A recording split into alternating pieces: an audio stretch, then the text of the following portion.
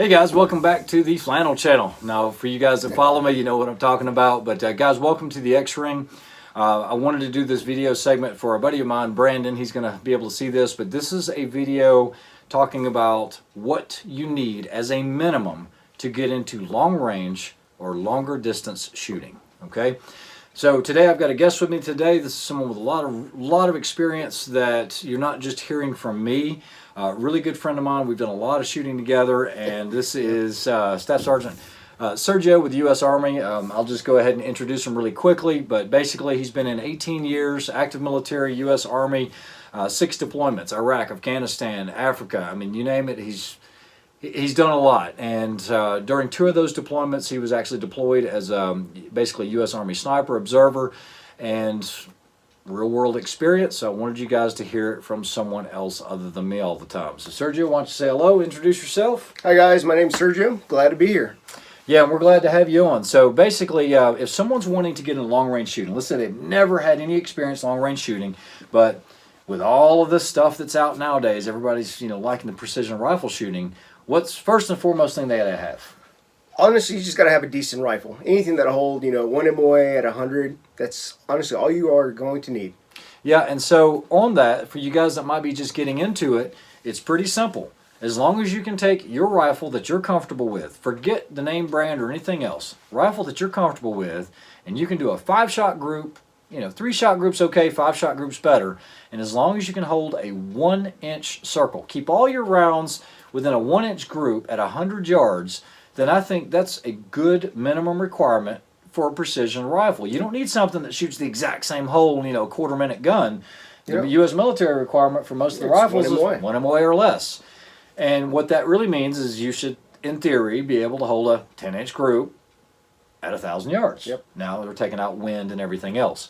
So good platform for the rifle. Yep. Next thing we're going to need is an optic. Is an optic. A decent optic. It doesn't have to be something fancy, There's a lot of optics out there, like Vortex makes some. But in my preference, I'm going to want a decent optic with mil.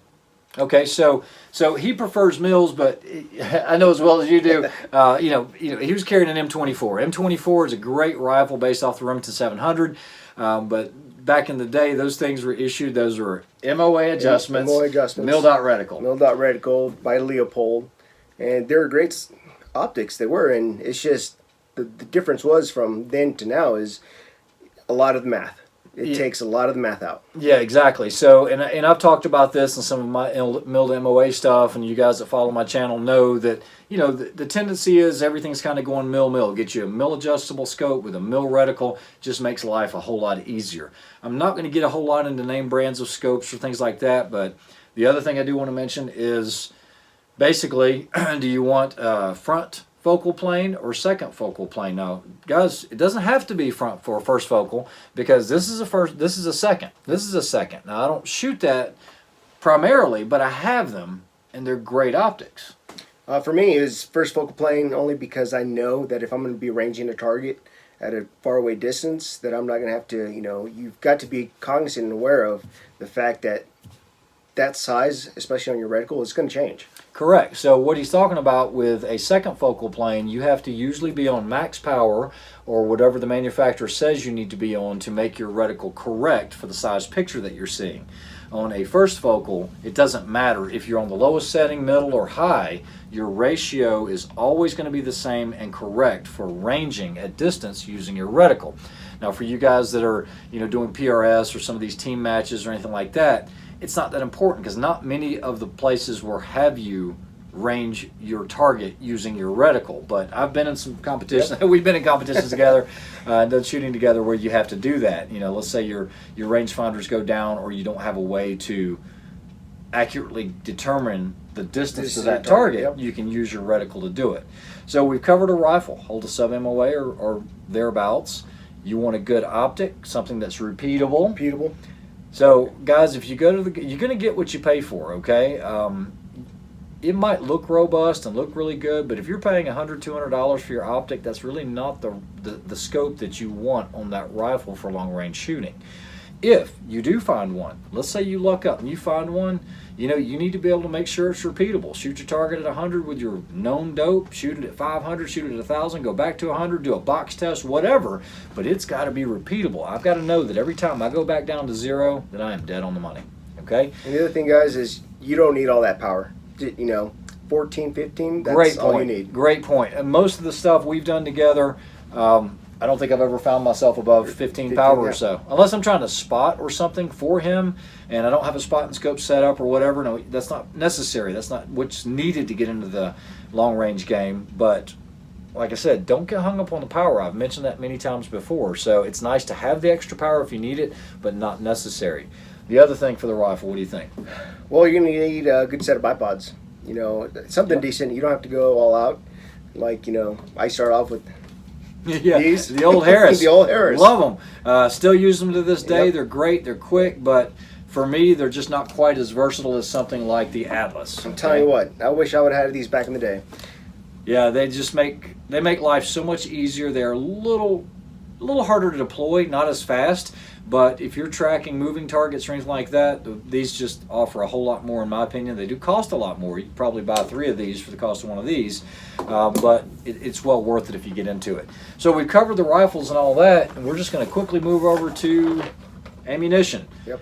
Guys, going to the store and buying some hunting ammunition is probably not going to cut it. Yes, you're going to be able to get them out to distance, but can you do it repeatably? And can you get that target to where you're getting those MOA groups?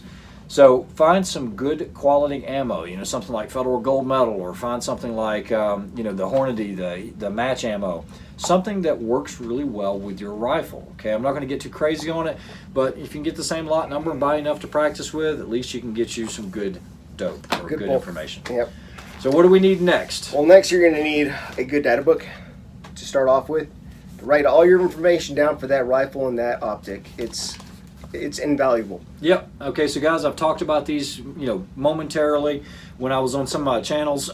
If you've watched it before, you need a good data book. This is by U.S. Tactical Supply, and it's got right in the rain paper and everything else, but basically it is the Bible for that rifle, okay, that combination that you've got. It's important. It is invaluable to have data for this. It will have all the different data. The longer you have the rifle and the more you shoot it, the more information you're going to be able to get on your zero summary chart. So you've got your temperature, you've got your distances, and that's something for you to always refer to. This doesn't use batteries. This always will be there for you if anything else fails. So I highly recommend a data book and probably a data book cover. This is one made by Blackhawk. I use the ones by Tactical Tailor, but it's a good place to keep your pens and everything else, keeps it all organized. You can throw other stuff in here as well. So these are like the basics. This is the basics that you need to get into it. And then now we're going to get into stuff that's going to make your life a lot easier, okay? But it's still what I consider you're going to need this if you're going to get into, longer range shooting. What will be the next one? Well, the next one you're definitely going to need is a good pair of laser rangefinders, because it goes a long way. Yeah, just being able to just pop a target and know that it's 755 yards as opposed to, okay, well, it looks like it's further than 7. Or you could use your reticle, but that's going to take time. This is an old set of Leopolds. Really old. You can get stuff like this for dirt cheap. Yep. It's got angle and kilometers and everything else. There's a set of Leicas over here. I'm not going to take these out, but a good set of laser rangefinders, because you're going to want to verify those distances. I never just trust that somebody says, well, that target's 725 yards. I want to hit it. I want to confirm that, because maybe they missed it with their laser rangefinder. These can go anywhere from a couple $100 up to thousands of dollars. That just depends on your budget. Yep. So just remind yourself that a good pair of laser rangefinders goes a long way. But at the same time, when you get into that competition, you get into that stage, and there's fog out there, you're gonna have to go back to being able to use your scope to see where that target's at. And that's exactly right, guys. I don't care how much you paid for those laser rangefinders. I don't care if you have a set of electronics or anything else. If it's foggy, it's going to refract off the fog. Forget about rain, because a lot of these are getting better with rain, but fog, forget it. Your lasers don't work. Laser rangefinders don't work. It's just not going to work. So you got to have a different way of doing that. But definitely laser rangefinders. Now this is something that's really changed the face of long range shooting. A good Kestrel, especially the Kestrel with the ballistic applied application on there.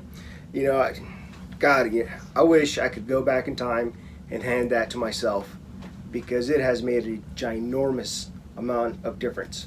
Yeah, and guys, I don't like to rely on electronics because, I still have this to fall back on, but this right here has changed the face of it. I've never done just a full-on review of the Kestrel, but the beauty of this is it's going to be your entire weather station. Everything from wind, barometric pressure, air density, altitude, all of that's going to be right here, and you can save that data, you can store it, you can transfer it, import, export between different rifles. You can have, 10, 15 different profiles in there. This has really changed. So like if we're shooting down in Georgia and it's 0 sea level, but let's say he gets a call tomorrow and he's going to be in Afghanistan at 12,000 feet of elevation. Well, guess what? All that dope he got down in Georgia is not going to work. You can refer to your book, but what if you've never shot at that altitude? This right here is going to take most of that into consideration. You're going to get a higher percentage of first round on targets. So this is something that's invaluable. This is a Kestrel 5700 Elite with applied ballistics and the Bluetooth. You're looking at $600 to $700 for something like that. I don't want to talk about this much because I don't own a set of them. There are some laser rangefinders. I think SIG and some other companies have them, where you basically have applied ballistics inside of the rangefinder, and you can kind of blend the two, and they say you can get rid of this. I don't know. I don't have real world experience, but I've heard that those give you an option where you've got 2 in 1. Okay, but then if that fails, now you've lost 2 things: your laser rangefinder and your applied ballistics. So it's something to think about. Guys, we're going to wrap this up here in just a second, but there's 1 or 2 other things that I believe are invaluable. A good shooting bag, whether you buy this at Kmart or you make it yourself, I use the socks. Use a sock, tie a knot in it, throw some popcorn in it beforehand, or something like that. But yeah, just do whatever you got to do. But use this. I mean, I've used everything from ammo boxes up under the stock, whatever. Use your hand as best you can. But try to get you something that's a rear bag, something that's lightweight, something you can attach to yourself. One last thing, and this is something that will just make you faster. When Sergio and I have done stuff together, some type of data card. I mean, you could use your iPhone and put it on the notes, but something that if I know I've got targets at 500, 750, 925, I can already have that here and just call it out to him while he's on the gun, or vice versa. He can give me those quickly, and so I'm just going from target to target. So something like this, whether it's on an armband, whether it's stuck to your rifle or on your shirt, it doesn't matter. I actually made a bunch of these. I just went and got the ID, the badge cards, and I took them and just put Velcro on the back. And so I can take it, put a permanent marker on here, take some alcohol and wipe it off. But guys, it's really good to have Sergio on here. I believe so anyway. Have somebody where you're not just hearing it from me, but somebody that's been doing this all their life, and I hope you guys have enjoyed that. I hope you've learned a lot from this as far as what you need for the basics. Anything else you want to add before we close it down? No, just practice and practice. That's what makes it perfect. That's right. The same thing every time. All right. Guys, hope you've enjoyed that. Hope you guys have a great weekend. We'll talk to you soon. Have a good one.